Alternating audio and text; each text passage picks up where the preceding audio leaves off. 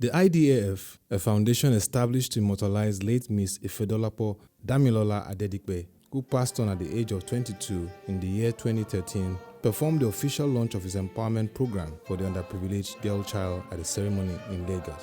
Ifedolapo was the daughter of notable Nigerian economist Dr. Abiodun Adedipe and Mrs. Olaide Adedipe, who throughout her sojourn on earth devoted her life to helping humanity, which informed the decision to set up the foundation in 2014. Mrs. Uwa Ohiku, Chairman Organizing Committee, and Mr. Tunde Ojo, Chairman Board of Trustees for the IDF, in their separate remarks gave insight into the essence of the foundation and its philanthropy. To think that something that we started 4 years ago in Sheraton, on the first anniversary of the passing of this young and remarkable girl, has given hope to so many people. This morning, Mrs. Adedipe told me 2 of the recipients, beneficiaries, are unable to be here because they are in camp. And I said, oh, wow, we've got 2 that have graduated already. So what we do is we try to give awards to six new beneficiaries we take on 6 new beneficiaries every year. So it's 12 now, it's going to be 18, it's going to be, in multiples of 4. I salute the memory of this young and remarkable girl, Dolapo. I was never close to her. I saw her in church, always respectful. She would say, always respectful, good morning, ma, good afternoon, ma. But the period leading from her illness or when she was in coma up until after her death, I heard so many wonderful things about her. So when I was approached to be one of the trustees, it was a no-brainer for me. So I really do salute her memory. More importantly, I salute her parents, Dr. Abiodun and Mrs. Adedipe. I just don't know how you do it. I salute your fortitude, your courage, your foresight, your strength of character in birthing what is giving hope to so many people. Thank you so much. It's very, very, very important for us to ensure that the girl child is educated, and that's the primary focus, to provide empowerment, to make sure that no one is left behind in terms of higher education for a girl child simply because of finance. And like you've heard, we just started on a very, very low key. And that's why we need everyone on board to join us in this journey, to ensure that we celebrate the legacy of this rising star that was suddenly a cut down even before, moving very, very fast. And we can celebrate our legacy, and we can give hope for those who probably will not have it, and we can trust that we make impacts. In her keynote, the chairman of the IDF official launch ceremony, Mrs. Osareti Demoren, lauded the initiative and made a strong case for girl child education and the elimination of gender bias in Nigeria. To further promote and create awareness on the subject matter, the United Nations in 2012 declared October 11 of every year as the Day of the Girl Child, to focus attention on the need to address the challenges girls face, promote their empowerment, and the fulfillment of their human rights. In conceptualizing the essence and values of their late daughter in a structure like the IDAF, the Adedipes give scholarship to indigent female beneficiaries to study economics in federal universities and so that these children will achieve their potential of a better life perspective. I say well done, and thank you very much.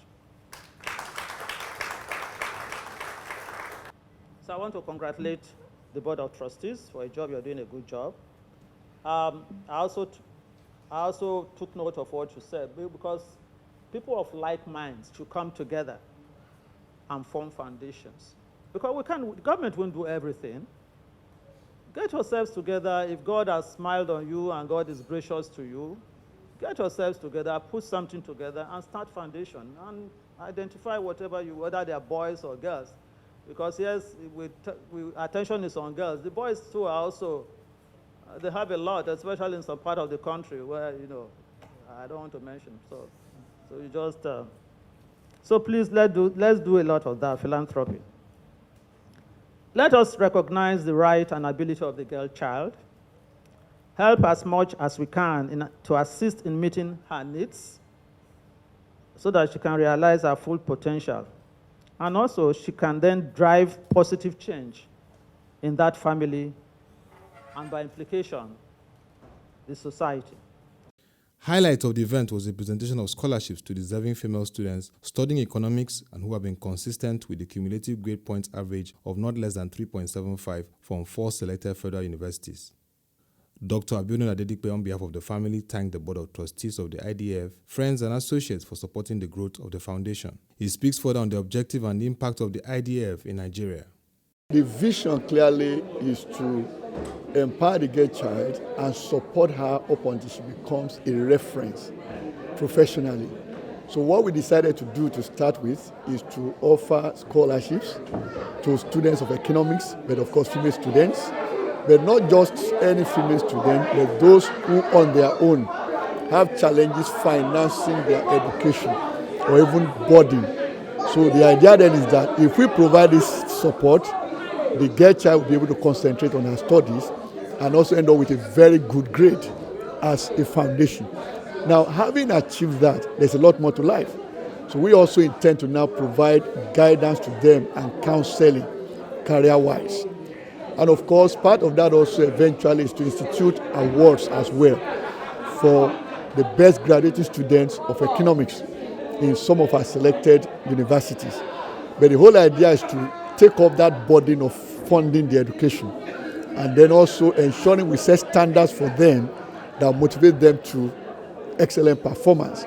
Then, of course, along the line, as I said, continue to counsel and guide them even when they come into the world of work, so that eventually looking at maybe 10, 20, 30, 50 years later, when we are not even on the scene at all, you can see these beneficiaries also begin to do a similar thing for the underprivileged girl child.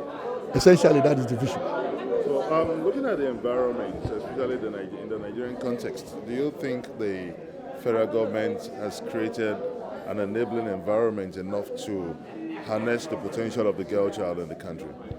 I will say that we have not yet done that. And this, of course, is based on research.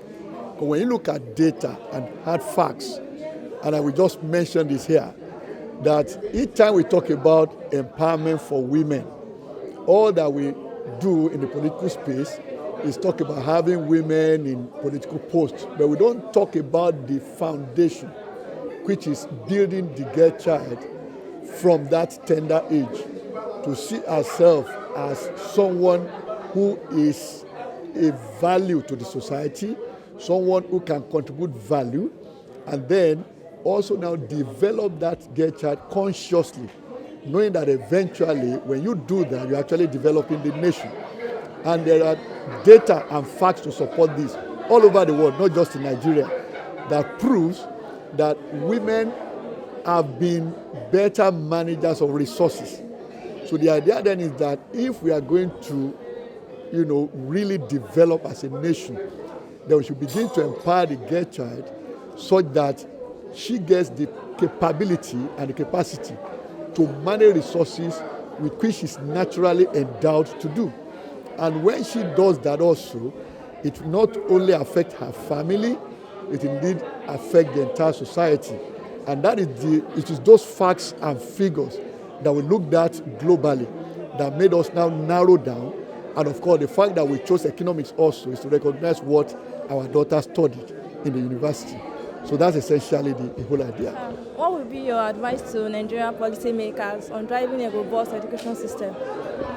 Well, I think for our policymakers, the advice simply is that they need to recognize the important role of education. And I say this deliberately because oftentimes we think about how much money we spend on education, how much money is allocated for education in the annual national budget, but we don't talk about the value we extract from that money. So if we give more attention to the value we extract, Nigeria will be a better place, not only as a nation, but then we develop our women folk. And that is the whole essence of this. What advice do you have for the youth outside there? Well, for the youth outside there, my advice is that, number one, they should not lose hope. And then secondly, to believe in themselves, that there's some value in them, that what education will do is just to refine it. And again, we can base our judgment here on facts and figures. Now, we often glibly say that our education system has gone to the dogs. It is not really so. Because every time you look at data globally, again, because I will always make reference to data, you find that when Nigerian children go outside of Nigeria, even with their first degree here, they go for postgraduate, they easily excel. Which means there is something in our educational system here that if only we can get it right in terms of direction, in terms of focus, and in particular aligning it with the industry that is looking at our curriculum, they will likely get more value out of education than we have gotten. So our youth must accept the fact that they are part of the best in the world, and that is where it starts from. You only need to polish what already has the potential before it begins to show as reality. The Ifedolapo Damilola Adedipe Foundation intervention in advancing girl child education in Nigeria is a welcome development that will drive national growth.